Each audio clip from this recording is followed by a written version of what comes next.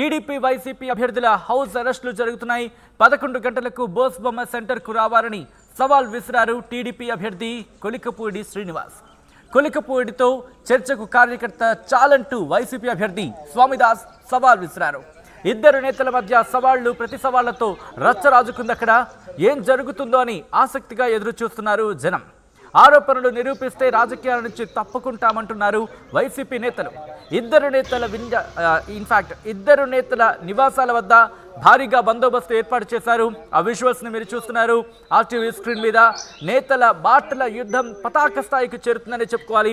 ఎందుకంటే మరికొద్ది రోజుల్లో ఆంధ్రప్రదేశ్లో ఎలక్షన్స్ దగ్గర పడుతున్న నేపథ్యంలో పరిస్థితి ఏ విధంగా ఉందో అర్థం చేసుకోవచ్చు. బ్రేకింగ్ న్యూస్ చూస్తున్నారు. తిరువూరులో హై టెన్షన్ నెలకొంది. ఇద్దరు నేతల సవాళ్లు ప్రతి సవాళ్లతో రచ్చరాజుకుంది అక్కడ. ఎన్టీఆర్ జిల్లా తిరువూరులో హై టెన్షన్ వాతావరణం నెలకొంది. పోలీసు పహరాలో ఉందని చెప్పుకోవచ్చు. ప్రెసెంట్ అక్కడ పరిస్థితి పోలీసుల పహరాలో బోసుబొమ్మ సెంటర్ ఉంది. టీడీపీ వైసీపీ అభ్యర్థుల హౌస్ అరెస్టులు కొనసాగుతున్నాయి. 11 గంటలకు బోసుబొమ్మ సెంటర్కు రావాలని సవాల్ విసిరారు టీడీపీ అభ్యర్థి కొలికపూడి శ్రీనివాస్. కొలికపూడితే చర్చకు కార్యకర్త చాలంటూ వైసీపీ అభ్యర్థి స్వామిదాస్ సవాల్ విసిరారు. ఇద్దరు నేతల మధ్య సవాళ్లు ప్రతి సవాళ్లతో రచ్చరాజుకుంది. ఏం జరుగుతుందో అని ఆసక్తిగా ఎదురు చూస్తున్నారు జనం. ఆరోపణలు నిరూపిస్తే రాజకీయాల నుంచి తప్పుకుంటామంటున్నారు వైసీపీ నేతలు. ఇద్దరు నేతల నివాసాల వద్ద భారీగా బందోబస్తు ఏర్పాటు చేశారు.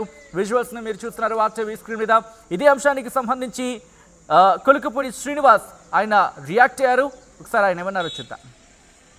పట్టణంలో మీ అందరికీ చీరాల సెంటర్ తెలుసు. చీరాల సెంటర్ తెలుసు కదా.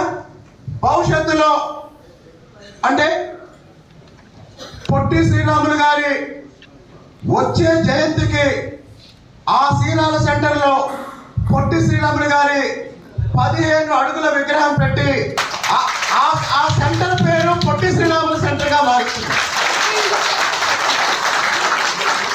చీరాల సెంటర్ పేరు భవిష్యత్తులో పొట్టి శ్రీరాములు సెంటర్. గుర్తుపెట్టుకోండి, పొట్టి శ్రీరాములు సెంటర్.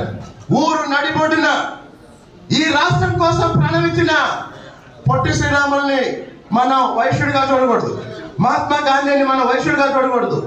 ఒకళ్ళు రాష్ట్రాన్ని ఇచ్చారు, ఇంకొకళ్ళు ఈ దేశ స్వాతంత్ర పోరాటాన్ని ముందుండి నడిపించారు.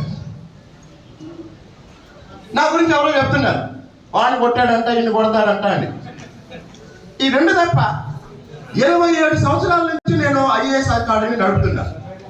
27 సంవత్సరాల నుంచి లేని నీకు 27 సంవత్సరాల నుంచి ఒక పెద్ద వ్యాపార శిక్షణా కేంద్రాన్ని నడుపుతున్నారు అంటే చెప్పండి. మీరు ఏదైతే నా మీద దుష్ప్రచారం చేయాలనుకున్న చేస్తున్నారో ఈ ప్రచారం చేసే వాళ్ళందరికీ నేను చెప్పేది ఏంటంటే, నేను ఒక్క ముక్క కూడా స్పందించను. కారణం ఏంటంటే అందులో వాస్తవం ఉండదు. గాలి ప్రచారం తప్ప ఎట్లాంటి నిజాలు ఉండవు. తెల్లారిన తర్వాత పొలం వెళ్తాడు, చీకటి పడేలోపు వచ్చేస్తాడు. ఒక వైశ్యుడు తెల్లవారుజామునే కొట్టు తెస్తాడు. కొట్టు ఎప్పుడు మూస్తాడండి? సూర్యుడి కన్నా ముందే లేసేది ఎవరు? వైశ్యుడు. అర్ధరాత్రి దాకా పనిచేసేది ఎవరు? ప్రభుత్వ ఉద్యోగులు ఎవరైనా చేస్తారా? రైతులు ఎవరైనా చేస్తారా? మీరు చెప్పండి. సూర్యుడి కన్నా ముందే పని మొదలు పెట్టి రాత్రి 10 వరకు 11 వరకు 12 వరకు ఆఖరికి ఎవరో ఒక వ్యక్తి వచ్చినా మళ్ళీ షట్టర్ లేపి అతని కోసం అతను చేసే 100 రూపాయల కొనుగోలు కోసం అర్ధగంట సేపు అతను చెప్పేది విని మళ్ళీ అర్ధరాత్రి ఇంటికి వెళ్ళే ఒకే ఒక్క జాతి. ఈ విషయం మీకు తెలుసా?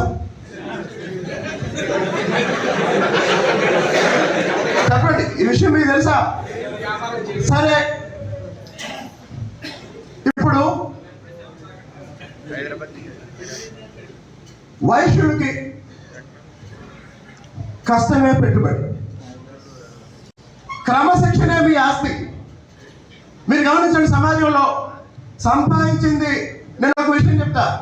నేను ఒక దళిత కుటుంబంలో పుట్టా. ఈ దేశానికి స్వాతంత్రం వచ్చిన దగ్గర నుంచి దళితులకి మిగతా వెనుకబడిన వర్గాలకి ప్రభుత్వం ఎన్నో పథకాలు ఇస్తుంది.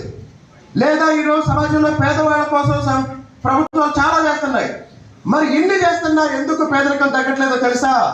చెడు అలవాట్ల వల్ల. సంపాదించిన ప్రతి రూపాయిని కాపాడి రూపాయిని 10 రూపాయలు చేసే జాతి ఎవరు? మీరు గమనించండి. ఈ రోజు ఈ దేశాన్ని నడిపేది మీరు కట్టే పన్నులు. ఈ ప్రభుత్వాలు అమలు చేసే పథకాలు జగన్మోహన్ రెడ్డి బటన్ నొక్కాడంటే కారణం మీరు కట్టే పన్నులు. మోడీ గారు లక్షల కోట్లు జిఎస్టీ వసూలు చేస్తున్నారు. ఈ జిఎస్టీ ఎక్కడి నుంచి వస్తుంది? వ్యాపారాల నుంచి వస్తుంది. మళ్ళీ నేను మొదటికి వెళ్తాను. నేను టీచర్ని కాబట్టి క్లాస్ చెప్పినట్టు చెప్తాను. లక్ష్య చెప్పుకోండి. కొలికపూడి శ్రీనివాసరావు అవినీతి మీద పోరాడే వ్యక్తి. అవినీతి మీద పోరాడే వ్యక్తి.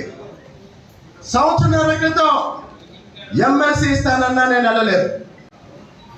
గత సెప్టెంబర్లో 20 కోట్ల డబ్బులు ఇస్తానన్నా నేను వెళ్ళలేదు. నా భార్య రెవెన్యూ శాఖ ఉద్యోగి. జీతం తప్ప 1 రూపాయి ఎప్పుడు ఇంటికి రాదు. జీతం తప్ప 1 రూపాయి ఎప్పుడు ఇంటికి రాదు. నా బంధువులు ముగ్గురు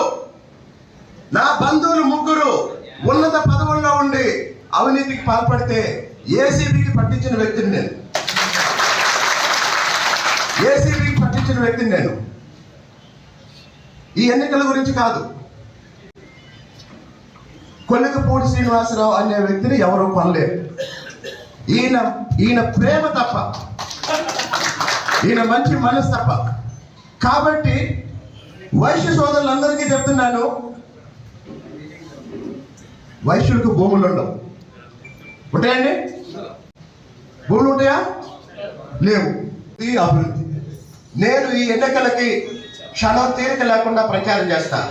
వచ్చే ఎన్నికలకి ఇంట్లో కూర్చొని గెలుస్తా.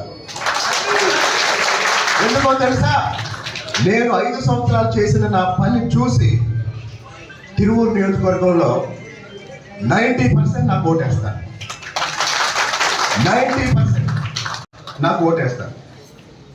నాది మీది ఒకటే లక్ష్యం. అదేంటంటే కష్టమే మన పెట్టుబడి. నాతో తిరుగుతున్న వాళ్ళతో మాట్లాడండి. నేను పుట్టి పెరిగిన ఊరి పేరు తాడికొండ. మా ఇంటికి మాదికిపల్లిలో మాది 2వ ఇల్లు. మా ఇంటికి 5 ఏళ్ల తర్వాత విశ్వనాథుని వెంకట్రావు గారని వైశ్యుల ఇల్లు ఉంటుంది. చిన్నప్పటి నుంచి మేము వెళ్ళే షాప్ అదే. నేను పుట్టి పెరిగిన తాడికొండ. మీలో ఎవరికైనా బంధువులు ఉన్నా, స్నేహితులు ఉన్నా, ఎవరినైనా కనుక్కోండి. వాళ్ళు ఒకటే చెప్తారు, కొలికపూడి శ్రీనివాసరావు మీ ఊరు రావటం మీ అదృష్టం అని చెప్తారు. అది నా ఆస్తి. నేను సంపాదించుకున్నది ఏంటంటే కోట్లాది మంది అభిమానం, కోట్లాది మంది గౌరవం.